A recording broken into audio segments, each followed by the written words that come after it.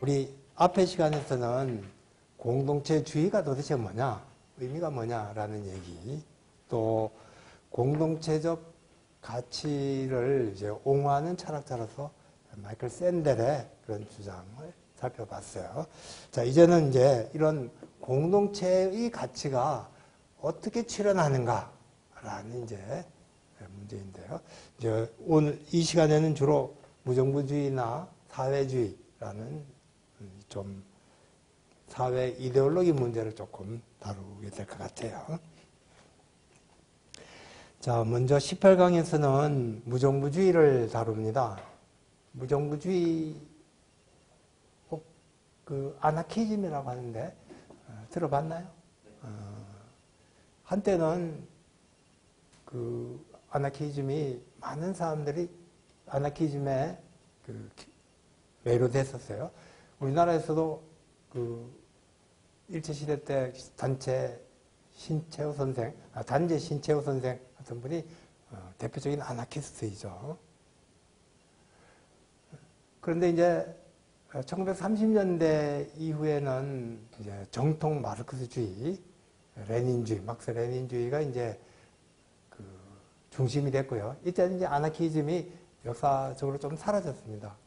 그런데 1960년대 들어오면 다시 아나키즘이 부활해요. 그래서 68혁명 때는 많은 청년 지식인들이 아나키즘에 영향을 받았습니다. 그러다가 요즘 사회주의 진영이 무너졌죠. 1990년대. 그 이후에는 아나키즘이 오히려 젊은 청년들, 지식인들, 예술가들에게 그 영향을 줘서요. 우리나라에도 아나키스트들이 굉장히 많이 있습니다. 특히 이제 젊은 세대들에게 아나키즘이 아주 강력한 영향을 미치고 있는데요. 어떻게 보면 이 아나키즘이 개인을 가장 보장하면서도 뭔가 사회 공동체적인 활동을 함께 할 수 있지 않은가. 그런 어떤 약속과 기대를 불러일으키는 주장이기 때문에 많은 사람들이 그렇게 아나키즘의 매력을 느끼는 것 같아요. 자, 그런데 이제 한번 검토해 봅시다. 과연 아나키즘이 어떤 성격을 가지고 있고요. 또 어떤 한계를 가지고 있는지. 자, 먼저 제 책을 보면은 프랑켄슈타인이라는 영화가 소개되고 있습니다. 프랑켄슈타인 영화 봤나요? 프랑켄슈타인? 아름다운 영화인데 꼭 한번 보도록 하세요. 네, 영화 장면에 이런 장면이 나옵니다. 괴물이에요. 괴물이 아이와 이렇게 얘기하는 장면인데요. 이 장면이 정말 아름답습니다. 그런데 이 장면 끝은 끔찍해요. 아이가 이렇게 꽃을 따서 이렇게 뿌리거든요. 그러니까 이 괴물이 자기도 아이를 따라서 꽃을 따서 이렇게 뿌려요. 그러다가 괴물이 갑자기 생각을 해가지고 아이를 그냥 물속에 빠뜨려 버리는 거예요. 괴물은 사실 이 차이 꽃을 따는 것을 확대 적용을 한 거죠. 그래서 아이를 버린 건데, 근데 실제로는 이제 아이의 죽음으로 나타났던 거예요. 그 때문에 이제 마을 사람들은 이 괴물을 이제 죽이려고 하고요. 괴물은 거기에 대해서 이제 반항하고요. 뭐 이런 얘기가 프랑켄슈타인에 나오는 얘기입니다. 굉장히 재미있는 내용이고요. 아주 좋아해서 버전도 여러 가지 버전이 있습니다. 근데 아마 근데 이 프랑켄슈타인의 소설을 원래 이제 영화 이전에 소설이 있었어요. 소설 쓴 사람이 누군지 압니까? 요 소설 쓴 사람이 에밀리 셸리인가 이름이 그래요. 시인 메리 셸리. 메리 셸리인데 여러분 저 낭만주의적 시인 셸리라는 사람 알죠? 셸리의 아내가 이 메리 셸리입니다. 근데 이 메리 셸리의 아버지가 누구냐면은 고드윈이라고 해요. 고드윈. 그 사람이 영국의 대표적인 무정부주의자입니다. 그래서 이 메리는 아버지로부터 영향을 많이 받았어요. 메리 자신도 무정부주의적인 성향을 가지고 있고요. 이런 무정부주의적 성향을 이제 소설로 표현한 게 이 프랑켄슈타인이라는 영화예요. 이 프랑켄슈타인은 요즘 괴물의 대명사로 쓰이고 있습니다. 근데 이 소설에서 괴물이 누군지 아나요? 아까 얘기하는 이 괴물이 아니라 이 괴물은 어떤 과학자가 있어요. 과학자가 인간을 한번 창조할 수 있지 않는가 생각을 해가지고요. 연구를 합니다. 그래서 시체들을 토막토막 이제 가지고 와서요. 결합을 시켜서 무슨 번갯불을 탁 집어넣어가지고 탄생을 시킵니다. 인간을 창조한 거죠. 그래서 창조된 그 존재가 이 사진에 나오는 괴물이에요. 근데 메리 셸리는 프랑켄슈타인이라는 이 이름은 이 괴물을 지칭하는 이름이 아니라 그 괴물을 만들어낸 과학자가 프랑켄슈타인입니다. 그러니까 메리 셸리가 볼 때 진짜 괴물은 누구예요? 이 괴물이 아니라 만들어낸 괴물이 아니라 과학자이세요. 과학자가 인간을 창조할 수 있다는 생각을 하고요. 만들어낸 거죠. 메리 셸리의 입장에서 본다면은 너무 오만한 그런 생각이었다는 거예요. 그래서 이 메리 셸리는 무슨 생각을 한 거냐면은 이 과학에 오만한 과학자의 심성, 이기주의적인 과학자의 심성을 집어넣으니까 이런 괴물이 나온 거 아니에요. 그죠? 그런데 이 과학에 따뜻한 인간의 마음을 불어넣어주면은 뭔가 새로운 어떤 사회가 생겨나지 않을까라고 생각을 해서 이 소설을 쓴 거죠. 프랑켄슈타인은 굉장히 아름다운 소설이라서 우리 소설 읽기는 힘드니까 여러분 영화로 꼭 한번 보시기 바라요. 제가 이 프랑켄슈타인 영화를 무정부주의를 소개하면서 얘기한 이유는 어떻게 본다면은 무정부주의가 이런 게 아니냐. 괴물은 뭐냐면 자본주의라는 겁니다. 자본주의 사회, 개인주의적이고 이기적인 그래서 불평등한 사회, 이 사회가 이제 괴물인데요. 이 괴물에 뭔가 따뜻한 인간적 마음을 불어넣어 주려고 시도했던 게 무정부주의가 아니냐. 근데 그런 점에서 이 무정부주의는 자본주의란 질서를 기본적으로 받아들이면서 뭔가 자본주의에게 새로운 어떤 그 마음을 불어넣어 주려고 했던 거죠. 그런 점에서 자본주의 한계 내에 안에 있다는 한계가 있고요. 그죠? 거꾸로. 또 어떻게 본다면은 자본주의 자체를 이제 유지하면서 뭔가 새로운 사회를 만들어 보려고 했던 좀 이상주의적인 태도라고도 볼 수가 있고요. 그런 문제가 있어서 바로 무정부주의가 이 소설에 나오는 프랑켄슈타인과 상당히 유사하다. 이 괴물의 모습과 유사하다라고 해서 이제 이 소설을 소개를 한 겁니다. 자, 그러면 이제 무정부주의에 대해서 이제 본격적으로 한번 검토를 해보도록 하죠. 자, 그럼 무정부주의라고 하는 것은 뭐냐? 이 꼬면주의다 이렇게 얘기합니다. 꼬면주의. 우리 번역해서 이제 아나키즘,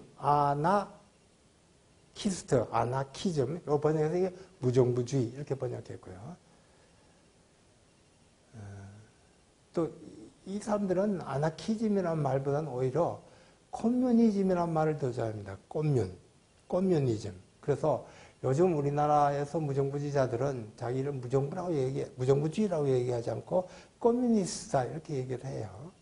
그런데 이제 커뮤니즘은 번역을 하면은 두 가지로 번역이 가능합니다. 하나는 꽃면주의자, 코민이스트, 이렇게 번역할 수도 있고요. 또 한편으로는 공산주의 또는 집산주의 이렇게 번역할 수 있는데 사실 요 말 자체는 마르크스주의자들도 그대로 사용하고요. 그래서 마르크스주의자들에서 번역을 할 때 주로 공산주의 또는 집산주의 이런 식으로 번역을 하고요. 반면 무정부주의자들이 이것을 사용할 때는 번역을 해서 코면주의 이제 이렇게 번역을 하죠. 왜냐하면 우리는 공산주의하고 다르다.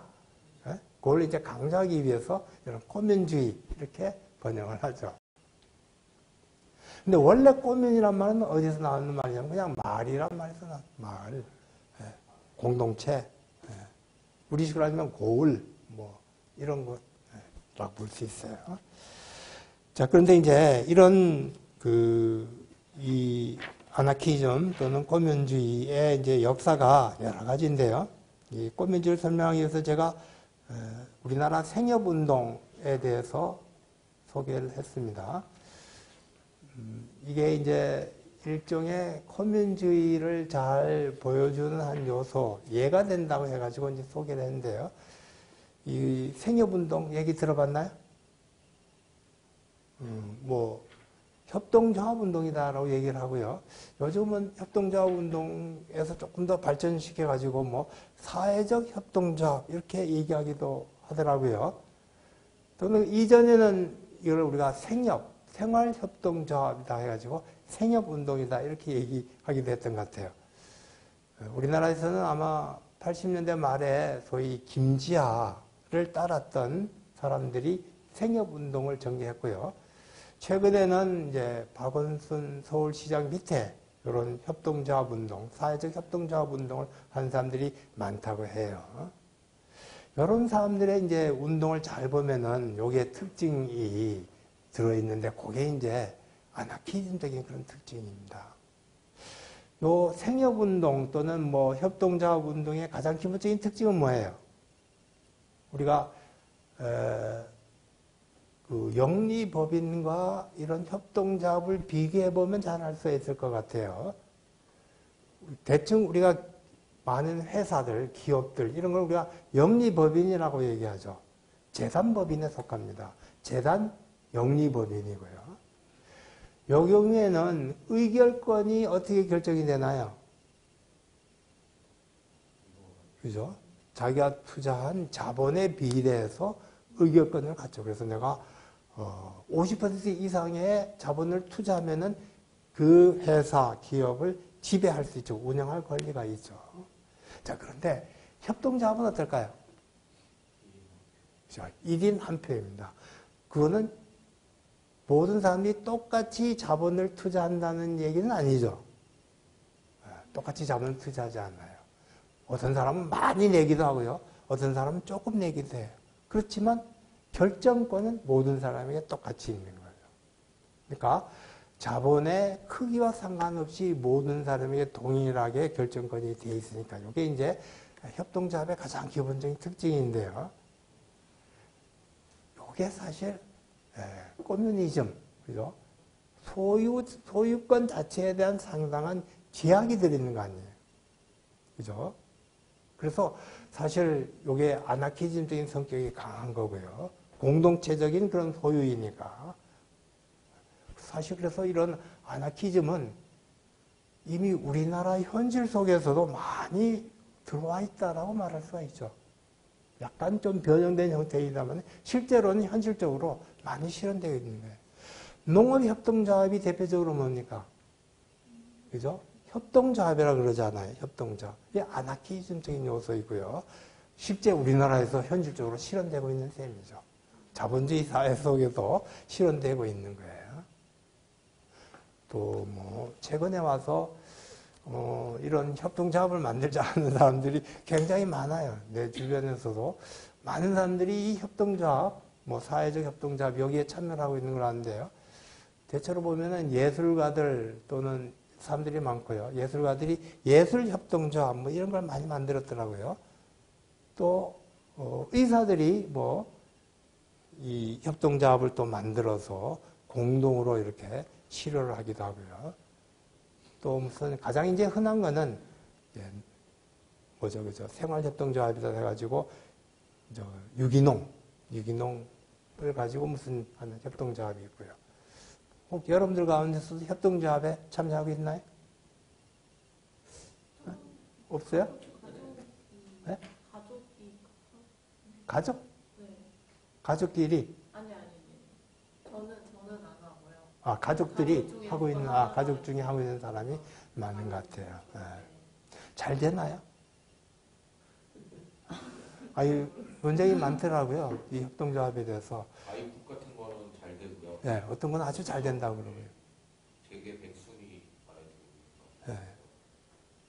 또 어떤 거는 안 된다고 그러고요. 작은 데는 거의 다 대부분은 5명 미만.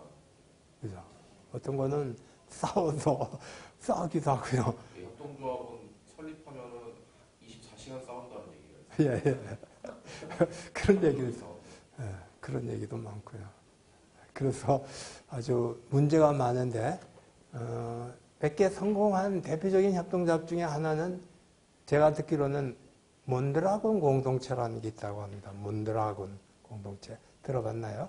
왜 장난감 만드는 그런 회사인데 스페인에 본부를 두고 있는데 전 세계적으로 널리 확대된 그런 공동체라고 하더라고요. 어마어마한 세계적인 재벌 수준인데 기본적으로는 협동조합 방식으로 운영하고 있다고 해요. 자, 여러분들에게 생활협동조합 얘기를 한 거는 이 아나키즘이라는 요소가 먼 얘기가 아니라 우리 생활 속에 이미 깊숙이 끼어들어와 있다는 그런 얘기를 하기 위해서 소개를 한 건데요. 자, 이 아나키즘 운동은 사실 역사적으로 본다면 굉장히 오래돼 있습니다. 이미 기독교, 교회가 이런 공동 소유에 기초하고 있으니까 일종의 이런 꽃면의 한 예로 볼 수 있겠습니다. 또 동양에서도 노자의 그 무위의 공동체, 조그만 그런 공동체, 이것도 역시 일종의 무정부주의적인 공동체라고 얘기하죠. 왜냐하면은 이 노자의 말씀 속에는 뭐가 있나요?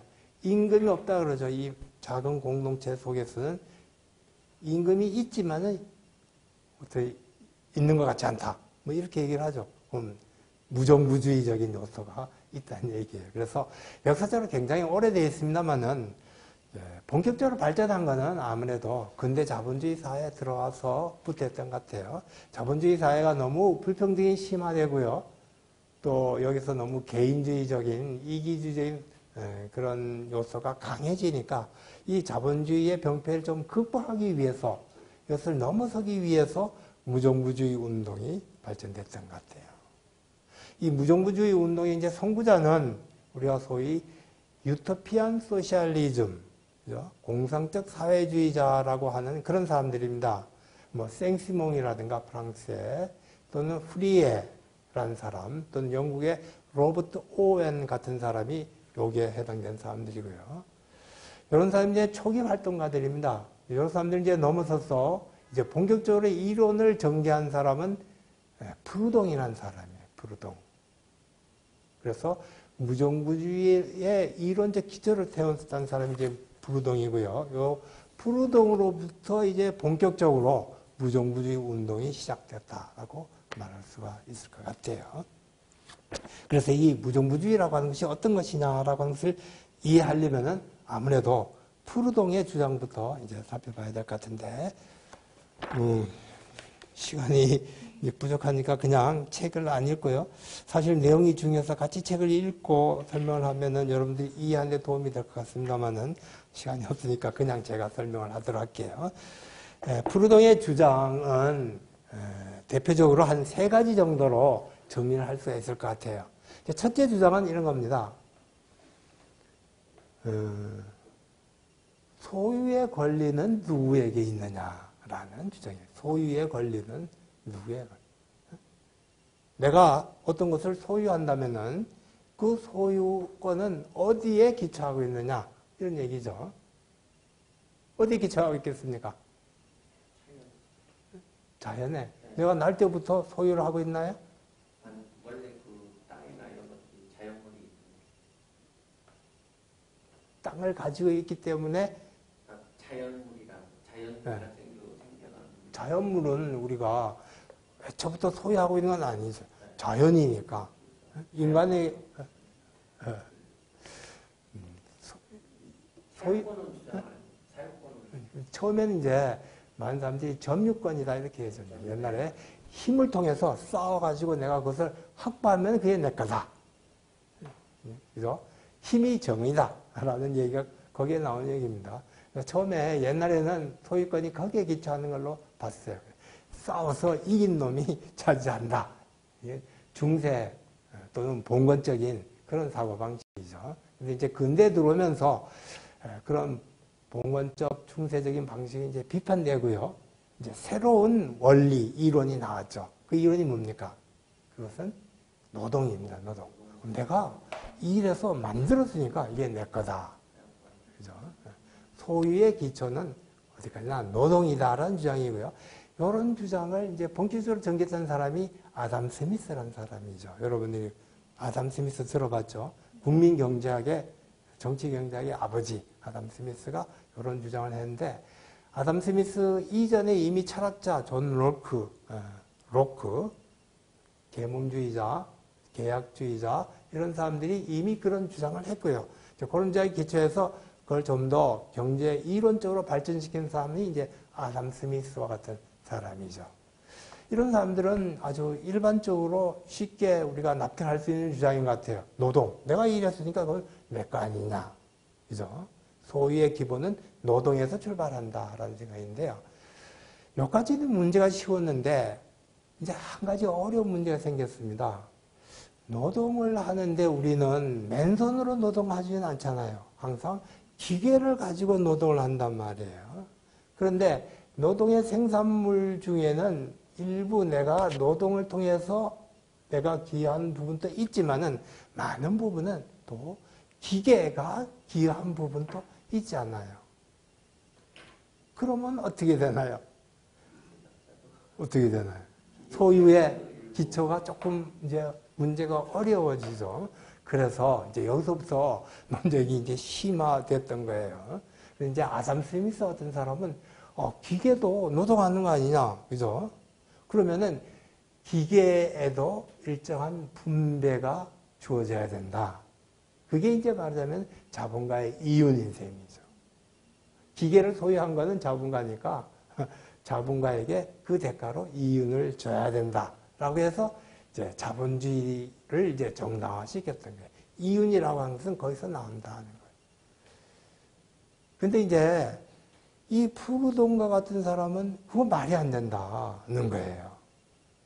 뭐냐면은 기계는 단지 자기의 가치를 이전했을 뿐 새로운 가치를 만든 건 아니다.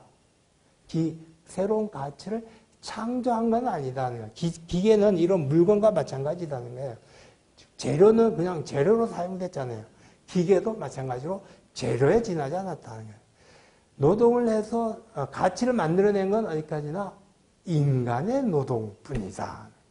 그래서 푸르돈 같은 사람은 자본가의 이윤이라든가 그 이윤의 일부를 떼가는 게 이자죠.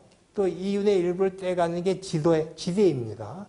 지대, 이윤, 이자 이런 건 전부 다 일종의 약탈이다, 착취다 하는 거예요. 왜냐하면 기본적으로 노동하는 사람은 노동자인데 노동자가 다 가져야 되는데 이걸 빼앗아 가는 거니까 착취다 하는 거죠. 그래서 이 푸르돈이라는 사람이 최초로 이런 주장을 한 거예요. 노동자만이 노동 소유를 권리를 가지고 있는 거고 나머지는 다 일종의 착취고 약탈에 지나지 않는다라는 그런 주장이에요. 그래서 노동이 소유의 근거다라고 주장한 사람이 이제 푸르돈인데요. 여기서 이제 한 걸음 더 나가면 어떻게 될까요? 이제 자본주의 이제 발전하면은 한 개인이 노동하면은 그 노동 생산물 전부 다는 개인의 소유가 되겠죠, 그죠? 어렵지 않은 문제입니다. 근데 이제 공동으로 노동하는 경우에는 어떻게 될까요? 자본주의가 발전하면 기업, 대규모 기업이 생겨나는 여러 사람이 공동으로 노동하잖아요. 그럼 어떻게 되나요? 누가 소유가 되나요? 간단하죠, 그죠? 노동한 사람들이 공동적으로 소유하는 거다. 이렇게 얘기할 수 있어요. 그게 이제 자본가는 빠지죠. 물론 자본가들에서 경영 노동을 한다면은 그 대가는 주어질 수가 있죠. 하지만은 자본가가 투자한 자본에 대한 대가 이런 건 허용될 수 없는 거고요. 그래서 공동으로 노동한 사람이 공동으로 소유한다. 하는 것이 푸르동의 기본적인 생각입니다. 소유한다는 건 뭐예요? 기본적으로 내가 사용하고 그것을 즐길 수 있다. 이런 얘기죠. 뭐 생산된 건 내가 먹어서 즐기거나 어떤 것을 사용해서 내가 즐기거나 어떤 사용하고 즐길 수 있는 권리, 그게 이제 소유의 권리인데 이 소유의 권리는 기본적으로 노동자에게 또는 공동으로 노동한 공동 노동자에게 속한다라는 주장을 했고요. 이런 입장에서 기본적으로 공동 소유라는 개념이 나옵니다. 한 사람이 노동했을 때는 그건 이제 개인의 소유고요. 당연히 여러 사람이 노동하면은 공동으로 소유하는 거다. 그래서 공동 소유라는 개념이 푸르동에 의해서 만들어졌던 거죠. 자, 이 첫 번째 공동 소유 개념, 공동으로 노동한 사람이 공동으로 소유하고 그것을 사용하고 즐길 수 있다라는 주장. 이게 이제 푸르동의 가장 기본적인 생각이고요. 이제 여기서부터 이제 여러 가지 여러 주장이 나오는데, 그러면은 자본주의 사회에서 이런 불평등이 생겨나는 이유는 뭐냐? 그죠? 이자나, 그죠? 또 지대나, 또는 이윤이나, 또는 상인들이 상업 이윤이다 그러죠. 상업 이윤, 장사 이윤, 이런 것들이 자본주의 사회에서 사회를 불평등하게 만드는 가장 큰 이유다라고. 노동자들의 노동부터 소유를 빼앗아 가지고 자본가들이 가지고 간 거니까 이거는 일종의 도둑질이다. 그래서 자본주의 사회는 말하자면은 도둑질의 사회다. 소유는 도둑질이다. 이 사람이 남긴 유명한 말이에요. 이 사람은 원래 푸르동이라는 사람 여러분 잘 모르시겠는데요. 제가 책에도 잠깐 써놨습니다만은 원래 노동자 출신입니다. 그런데 인쇄공을 했어요. 근데 옛날에는 인쇄공을 하면은 이 식자를 해야 되잖아요. 그러면은 식자를 하면서 책을 읽었던 거예요. 그래서 굉장히 많은 이제 공부를 해가지고요. 나중에는 책까지 쓰게 됐습니다. 철학책도 쓰고요. 유명한 이제 사회주의 이론가가 되었죠. 노동자 출신 그런 이론가예요. 근데 이 사람은 이제 자본주의적 소유는 도둑질이다라는 그런 말을 했는데요. 이런 주장이 당시 사회 현실의 불평등을 잘 설명해 줄 수 있는 것 같았어요. 특히 이런 초기 자본주의 사회를 보면은 사실 좀 이 사기와 기만이 많았거든요. 장사꾼들은 10,000원짜리 사가지고 10,000원에 팔아먹고요. 여러 아주 폭리를 많이 취했고요. 또 자본가도 마찬가지였어요. 자본가도 노동자들을 가혹하게 착취를 했죠. 그래서 막 열 몇 시간씩 일을 시키고 쥐꼬리만큼 돈을 주고, 그래서 많은 노동자들이 폐병 이런 병에 걸려서 죽어갔습니다. 이게 자본주의 초기의 현실이거든요. 이런 걸 우리가 자본주의 사회의 원시적 축적기다 이렇게 얘기하는데, 그야말로 자본을 효율적으로 경영을 해서 얻어낸 이윤이 아니라 그야말로 착취를 통해서 얻어낸 이윤이기 때문에 이걸 우리가 원시적 축적기다 이렇게 얘기하는데, 이런 원시적 축적기의 상황을 아주 잘 설명해 주는 것 같아요. 그래서 이런 푸르동의 이론이 아주 인기를 얻고 많은 사람들에게 널리 퍼졌습니다. 그래서 자본주의 사회에서 이런 소유는 이제 도둑질이다라는 주장인데요. 그러면 이제 앞으로 이런 도둑질을 허용해 주는 것은 누구냐 하면은 국가인 거죠. 국가가 자본가들의 도둑질을 말하자면은 폭력을 통해서, 국가적 폭력을 통해서 허용을 해주고 보호를 해주니까요.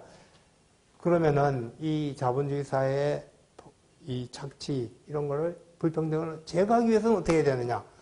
국가를 없애야 되는 거죠. 그죠? 국가가 폭력을 통해서 이런 자본가들을 보호해 주니까 그런 억압, 착취, 약탈이 생겨나는데 이 착취, 약탈을 없애려면 다른 방법이 없는 거죠. 국가를 없애야 된다. 그래서 나온 게 소위 무정부주의라는 주장입니다. 그래서 소유라는 권리, 소유의 권리는 노동에서 있다. 그 다음에 자본가들의 이유는 착취, 약탈에서 나왔다. 이것을 보여준 게 국가니까 국가를 무너뜨리자. 이게 이제 무정부주의의 이론이라고 볼 수가 있을 것 같아요. 자, 그런데 이제 무정부주의 이론이 아주 여러 가지 이제 의미를 있는데요. 그러면 새로운 사회는 어떻게 해야 되느냐? 라는 게 이제 문제가 되겠죠. 새로운 사회는 당연히 기초는 뭐예요? 노동하는 개인이 소유하거나 아니면은 공동적으로 노동한다면 공동적으로 노동하는 사람이 소유하거나, 그죠? 개인 소유와 공동 소유에 기초해야 되겠죠. 근데 여기는 소위 국가적 소유나 사회적 소유라는 개념이 아직 없습니다. 사회 전체가 소유한다는 개념하고 좀 달라요. 그죠? 어디까지 이거는 공동적 소유입니다. 노동하는 사람이 공동적으로 소유하니까요. 아무래도 이 공동체는 소규모 공동체일 수밖에 없는 거죠. 자, 그런데 이런 소규모 공동체 속에서 서로 공동적으로 노동을 하는 경우에는 서로 어떤 관계를 맺어야 되겠죠. 서로 공동적으로 노동을 할 때는. 그런데 서로 공동적으로 노동하는 방법에는 두 가지 방법이 있어요. 보통 보면은 일반적으로 하나는 분업이란 방법이 있고요. 또 하나는 협업이란 방법이 있어요. 이게 보통 사람들이 잘 구분하지 못하는 건데 이걸 우리가 잘 구분해야 됩니다. 분업이란 건 뭐냐면은 전문화시키는 거죠. 누구는 뭘 해라. 평생 그것만 하는 거예요. 아담 스미스가 쓴 책 국부론에 보면은 자본주의 사회는 분업을 통해서 발전했다. 일을 전문화시키면은 생산 능력이 확대되지 않습니까? 대신 어떤 문제가 있나요? 평생 그것만 하니까 일종의 소외되는 셈이죠.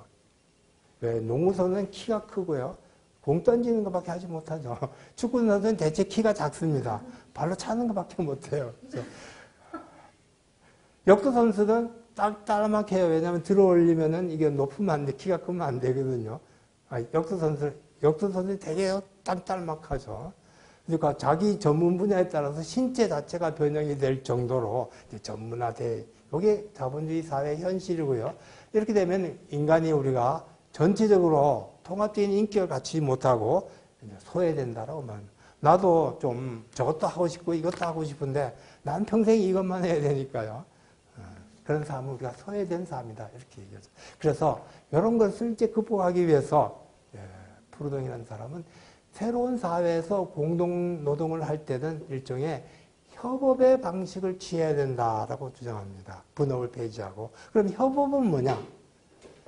협업은 공동으로 노동을 하는데 전문화를 하지 않는 거죠.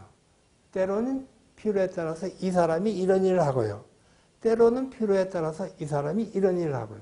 나도 이런 일을 해봤다가 한때는 또 다른 때는 이런 일을 하고요. 서로 이제 돌아가면서 하는 그런 방법인데 공동으로 노동을 하는 겁니다만은 일을 그렇게 전문화시키지 않는 거죠.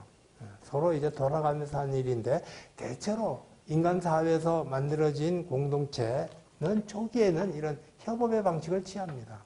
학생회 같은 경우에 대해 보면은 학생회장이 한때는 뭐 학생회장 하다가 또 한때는 자기가 완전히 노가다를 하기도 하고 뭐 다 이렇게 돌아가면서 하도록 되어 있죠. 이건 이제 협업의 방식인데요. 협업의 방식은 좀 전문화가 덜하죠. 그렇기 때문에 생산성은 조금 떨어질 수가 있을 거예요. 물론 이제 일을 할 때 자체는 분업을 하기 때문에 협조를 합니다만은 전문화가 되지 않고 일이 서툴기도 하기 때문에 생산성은 좀 떨어집니다만은 대신 일하는 사람은 소외가 안 돼요. 난 이것도 해볼 수도 있고 저것도 해볼 수 있으니까요. 이것도 재미를 느껴볼 수 있고 저것도 재미있을 느낄 볼 수 있고 그래서 다양한 것들을 하기 때문에 재미있는 삶을 살 수가 있을 것 같아요. 그래서 푸릉이라는 사람은 이런 새로운 공동체에서는 분업이 아니라 협업의 방식으로 일을 처리해야 된다라고 주장을 했어요. 그래서 한편으로는 공동노동을 통해서 공동소유라는 기초 위에서 또 한편으로는 협업이라는 방식을 통해서 유지되는 사회가 바로 그게 꽃눈 사회다. 이게 꽃눈 사회다라고 이렇게 주장을 합니다. 자, 그러면 이제 한 사회 전체는 여러 꽃면들이 있을 거 아니에요. 그죠? 이 꽃면은 한 사회 전체적으로 조직된 것이 아니라 소규모 공동체별로 조직되니까요. 또 여기에는 농업 공동체도 있을 수가 있고요. 여기에는 옷을 만드는 공장 공동체도 있을 수가 있고요. 저기는 학교 공동체도 있을 수가 있겠고요. 여러 공동체가 있다면은 이 공동체가 모여서 하나의 사회를 형성하죠. 그런데 과거에는 국가가 있어서 억압적으로 지배를 했습니다만은 국가를 폐지한 다음에는 그러면 이 공동체 사회는 공동체적으로 어떻게 구성되느냐. 이게 이제 세 번째 이 사람의 주장인데요. 여기서 이 사람은 뭐라고 주장하냐면은 이거는 일종의 꽃미운의 연합체라는 방식으로 구성된다라고 주장합니다. 꽃미운 연합체. 이거는 한 사회와 마찬가지예요. 아니, 한 공동체와 마찬가지. 한 공동체가 협업의 방식으로 조직이 되고요. 마찬가지로 이 전체 사회도 협업의 방식으로 조직돼야 되는데 이 협업의 방식이 말하자면 일종의 자치 방식입니다. 각각 공동체에서 대표자를 보내가지고 대표자들이 서로 일을 돌아가면서 하는 거예요. 협업의 방식과 똑같은 방식입니다만은 이걸 우리가 정치적으로 얘기할 때는 이런 거를 자치체제다 이렇게 얘기합니다.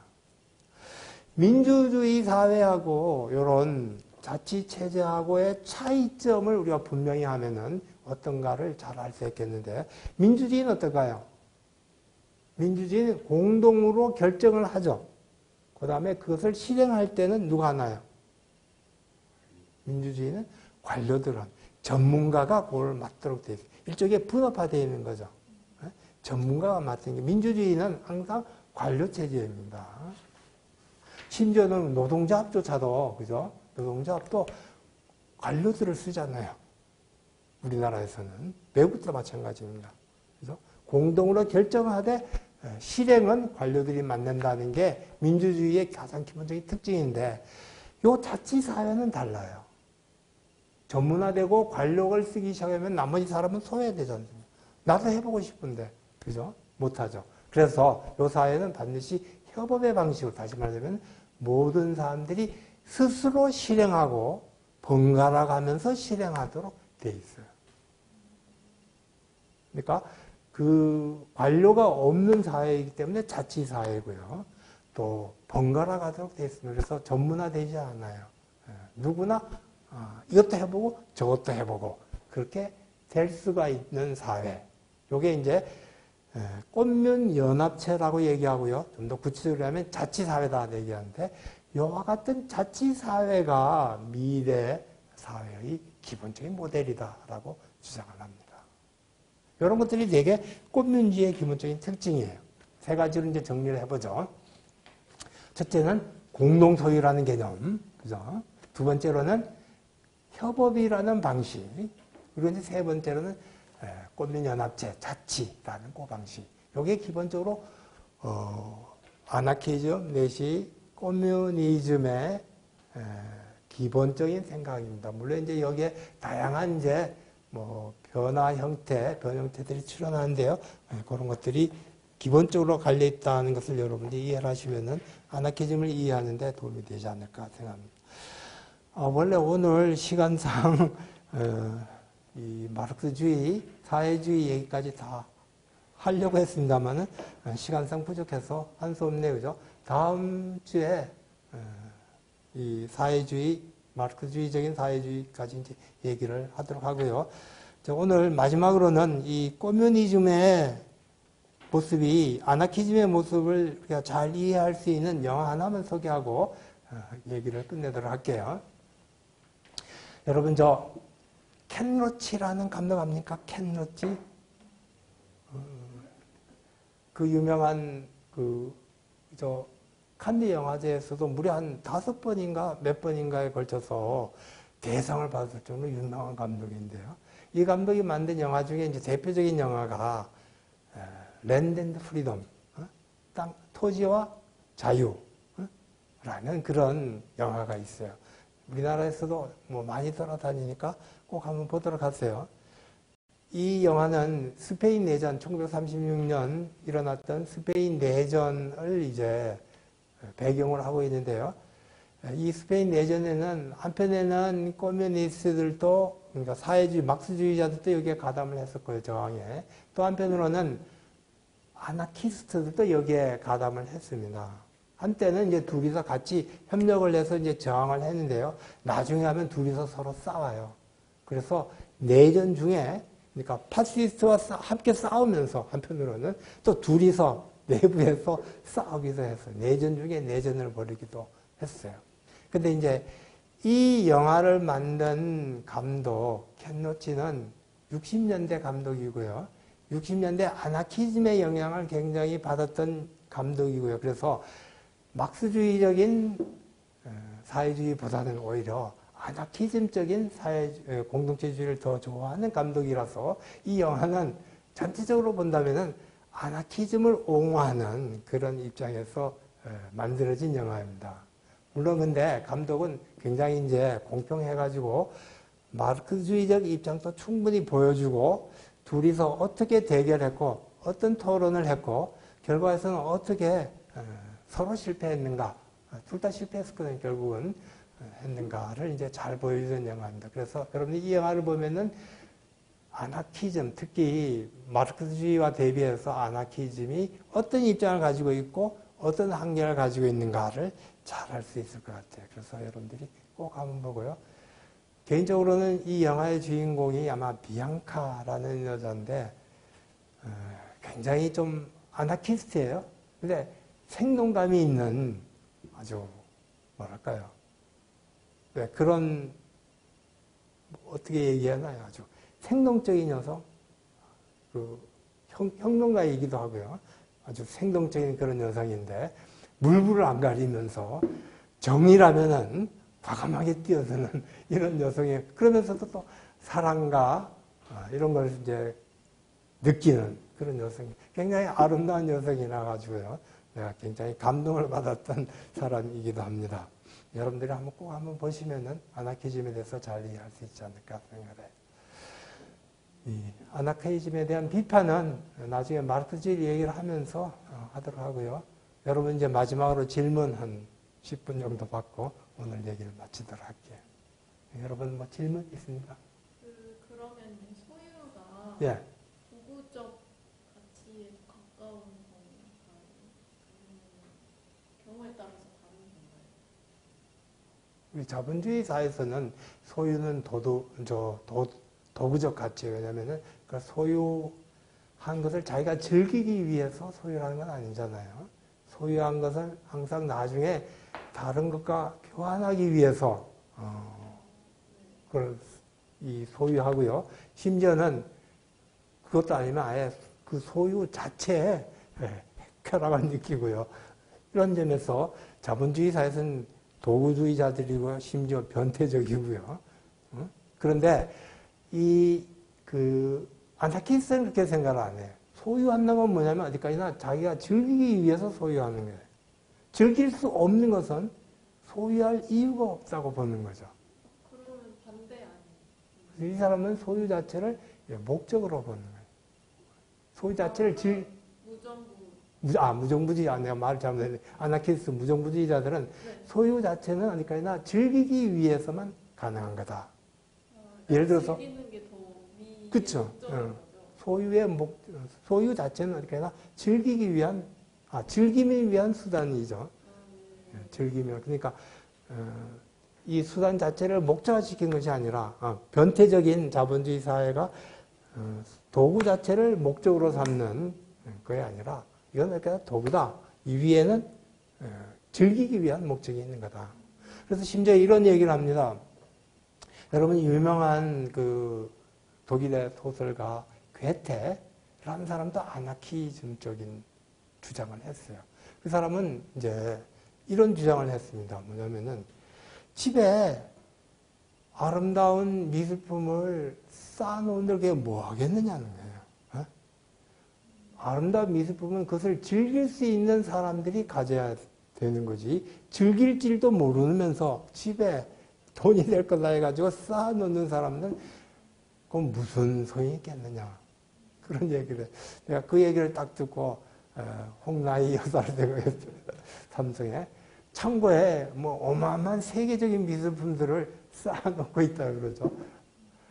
이건 범죄라고 생각합니다. 그 세계적인 미술품을 창고에 쌓아놓으면 아무도 못 보잖아요. 그죠? 그 아름다운 예술품을 쌓아놓고 돈 될 날만 기다리고 있는 거는 이처럼 어마어마한 범죄가 없지 않느냐. 이제 그런 입장이에요. 아름다운 예술품은 그걸 즐길 수 있는 사람이 소유해야 되지 않느냐. 그게 이제 기본적으로 아나키스트의 입장이에요. 하나는 예. 무정부주의라는 게 저희가 해석한 게 아니고 일본에서 넘어왔다는 얘기가 있는데 호민이라고 저도 처음 이렇게 알았거든요. 예. 번역 자체가 지금 일본에서 한 거예요. 근데 이제 무정부라는 자체가 저희도 마을 뭐 이런 식인데 그렇죠. 예. 아니 이 무정부주의가 아나키즘의 번역이기도 해요. 아나키즘은 데모크라시 할 때 데모는 대중이란 말이고 민중이란 말이고 크라시는 정치란 뜻이죠. 아나키스트 하면 이 키즘은 요 정치란 얘기예요. 아나키즘은 앞에 아는 부정의 뜻이고요. 지배자가 없다는 뜻입니다. 무정부주의를 이제 번역을 했는데요. 그런 정부가 없다라는 측면에서는 그게 무정부주의고, 근데 이제 새로운 사회는 공동 소유에 기초한다, 코뮌에 기초한다고 보면 이제 코뮌주의죠.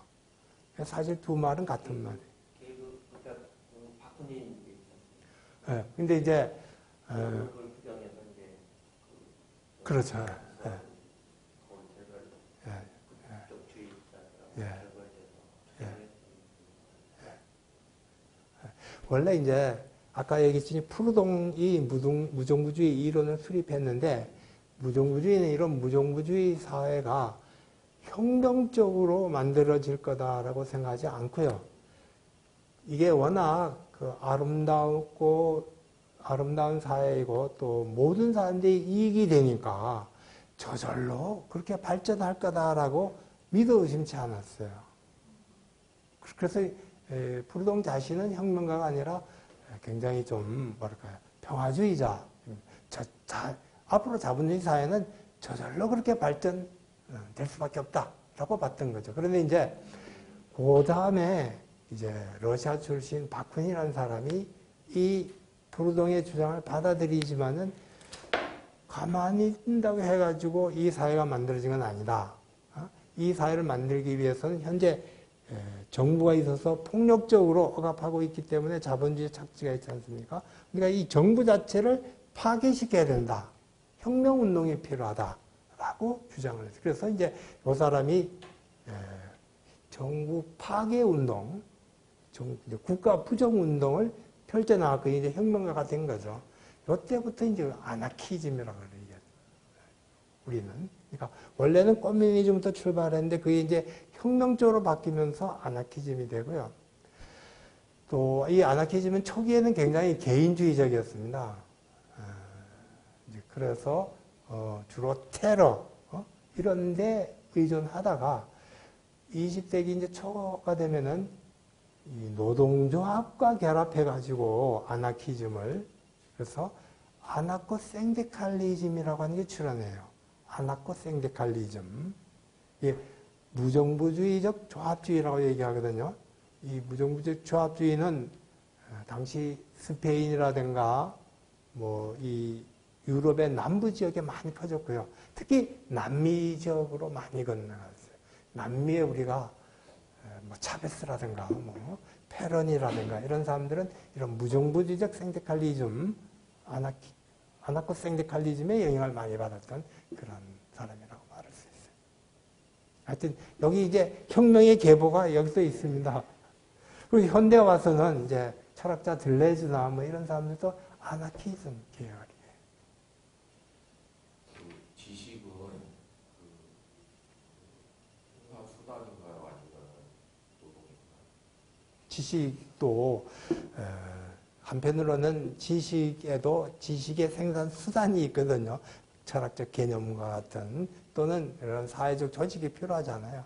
대학이라든가 그래서 이런 물질적인 도움이 필요한 거죠.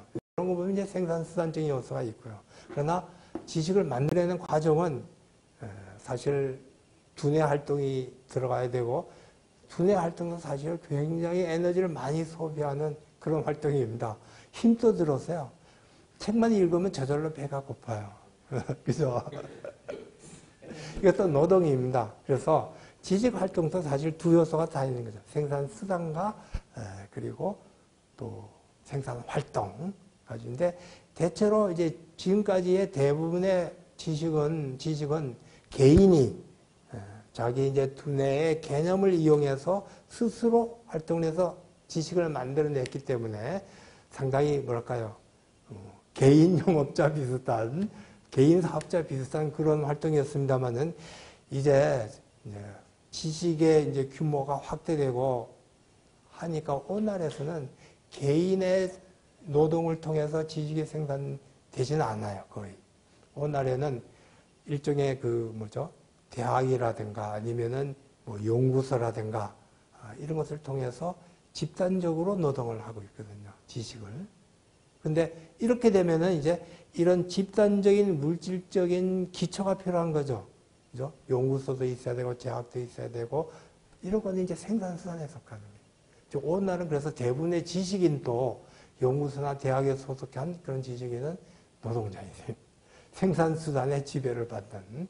그죠? 생산수단 소유자는 대학 총장이고, 이사장이고, 뭐 이런 사람. 그래서 대학 교수 노동자, 뭐 이런 것도 출연했던 거죠.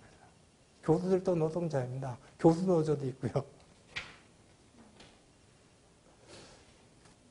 근데 이제, 요즘 갈수록 그렇기 때문에 지식인들이 일종의 소외감을 느끼고 무기력감을 느끼죠. 개인적으로 안 되니까 집단적으로 해야 되는데 집단을 구성하는 데는 자본이 필요하고 그러니까 이제 개인적인 노동자들을 개인적인 그런 지식인들을 점차 좌절해가고 그러죠. 그래서 이게 새로운 어떤 지적 발전이 안 일어나고 거꾸로 지금 대학교나 이렇게 지식 수단을 소유하고 있는 이런 데서는 일종의 돈벌이 수단으로 지식을 만들어내고 있고요. 결과적으로 오늘 무슨 얘기가 나오냐면 대학은 죽었다라는 주장이 나오고 있어요. 심각한 문제입니다. 뭐 이런 거는 어떤 지식인들, 교수들 뭐 사이에서 많이 논의되고 있는데 그 참상 중에 하나가 시간 강사의 모습이죠. 개인적으로는 이제 지식이 생산 안 돼서 대학교에 들어가야 되는데 대학교에서는 완전히 밑에 착취당하는 그런 존재. 그런 문제가 있습니다. 또 지금 3차 산업혁명 이것이 어떤 그런 말씀하시는데 결론 이 사람이 모든 노동 소비의 노동자가 될 수 있다. 그죠? 네, 모든 인간 자체가 소비의 노동자가 될 수 있다. 많은 매스컴이나 그런 거로부터 어떤 어마어마한 그걸 확보하기 때문에 굉장히 머리가 지금 그것도 뭐 소비자가 지식을 생산한다고 하죠. 사람 자체가 맞습니다.